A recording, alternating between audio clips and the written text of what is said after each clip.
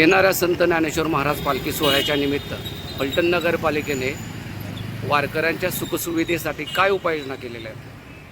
आपण या ठिकाणी बघत असाल तर पालखी मार्ग जो आहे, ज्या मार्गाने संत ज्ञानेश्वर महाराजांची पालखी येते, तो पालखी मार्ग खड्डेमुक्त करण्याचं काम आमच्यामार्फत चालू आहे.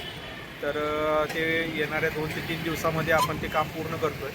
त्याचबरोबर जे वारकरी येणार आहेत त्यांच्या सोयीसुविधांसाठी आपण पालखी तळावरती 9 ठिकाणी मोठे टॉवर्स उभा करतो आहे, जेणेकरून प्रकाशाची कोणतीही अडचण येणार नाही. जवळपास 1800 टॉयलेट्स आपल्याला पुणे जिल्हा परिषद यांच्या मार्फत मिळणार आहेत. तर ते ठिकठिकाणी आपण इन्स्टॉल करणार आहोत.